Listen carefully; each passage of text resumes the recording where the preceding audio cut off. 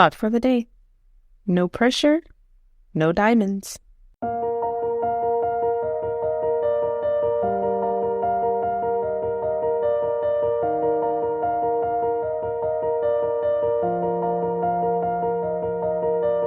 Welcome to 7 Minutes for Yourself. I'm Christina, and I'm so glad you've joined me for what I believe will be 7 of the most enriching minutes of your day. Let's take this time to reconnect with ourselves and improve our well-being. In today's episode of 7 Minutes for Yourself, we're discussing how to move from good to great and propel ourselves into unstoppable success. Have a listen. Whatever you dream of, which we'll talk about in our 5th big idea, whatever dreams you have for your life, that in your quiet moments when you're rested, you're inspired, you're optimistic, and you know you can do, that's what you're here to do. Go do it relentlessly, right? So anyway, that's the theme of the book. Philosopher's Note, bunch of my favorite big ideas, 5 of them here. Let's start at the top. Good to great to unstoppable. Tim has a fun way to break that down. He says, if you're good, he calls those people a cooler. If you're great, you're a closer. If you are unstoppable, you're what he calls a cleaner. A closer will show up and they'll be able to close out games, but a cleaner, the unstoppable person, shows up moment to moment to moment with a relentless obsession to be their absolute best. Right? The first thing we need to do is we need to move past this whole, I'm good enough, which is exactly what we talked about in Chasing Excellence. Ben Bergeron, right? Ultimate, or one of the best CrossFit Games coaches. What does he teach his champions? 12 character traits. The first one, commitment. You have to move past the, I'm good enough. Most people feel the work required to push that big boulder up the mountain of greatness, and they say, whatever, I'm good enough. And Grover, all these great teachers. Primary point is that can't be good enough. You need to get curious about what greatness looks like.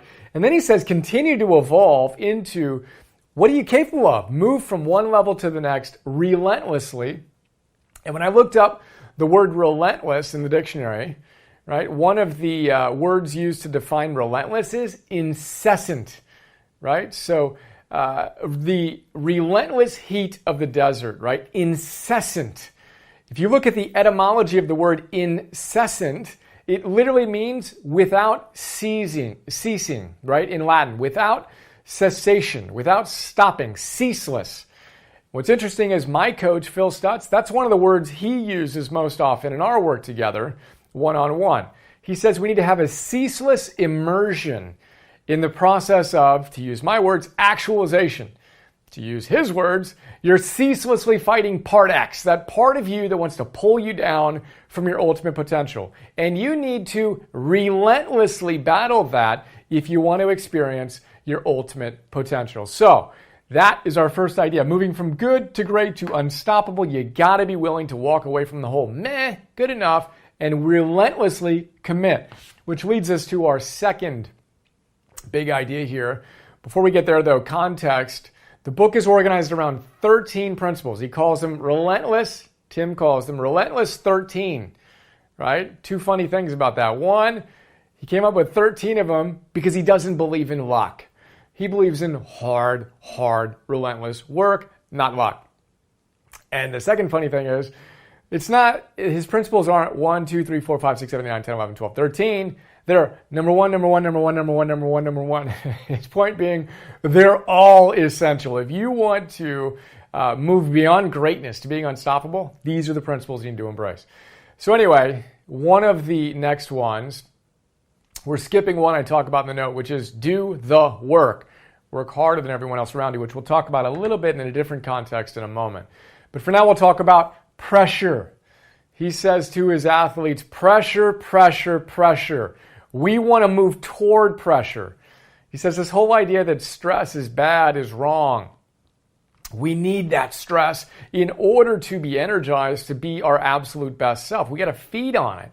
And science says the same thing. Kelly McGonigal, The Upside of Stress, she says, and we discuss in those notes, that how you perceive your stress will literally dictate how you physiologically respond to that stress. You can have either a threat response or a challenge response. If you have a threat response, that means that you think of stress and you say, oh man, that's killing me. Well, guess what? Your physiology will reflect that belief. But if you look at the same exact stress differently and you say, you know what? This is forcing me to be my absolute best self, right? No pressure, no diamond style. This stress, this pressure is what I need to actualize my potential. Then you don't have a threat response. You have what's called a challenge response, which has a totally different physiological makeup than your threat response. Knowing this, we need to, again, as we talk about all the time, we need to get comfortable being uncomfortable. There's you, there's your comfort zone, right? Inside that comfort zone, it feels what? Comfortable. It's awesome. By definition, how does it feel the moment you leave your comfort zone, even if it's just a little bit outside? Well, by definition, being outside your comfort zone is, of course, uncomfortable, right? But Grover and all great teachers tell us you better get really comfortable. If you're serious about tapping into your potential, get really, really, really comfortable playing right here, being uncomfortable, right? And so you need to say pressure, pressure, pressure. Rather than saying stop, I feel stress, you say go. Adam Grant says that in Originals, right? My coach again, Phil Stutz, his thing is a mantra, bring it on. Pain sets me free, that discomfort. That's where my infinite potential exists. Therefore, I want to reverse my desire. I don't want to curl up in a ball and wish life was easy. I want to wish for the strength to deal with more pressure. That concludes today's episode of 7 Minutes for Yourself. Please take a moment to rate and review the show on Apple Podcasts. Today and every day with your kiddo is a gift. Enjoy it. Thanks for tuning in.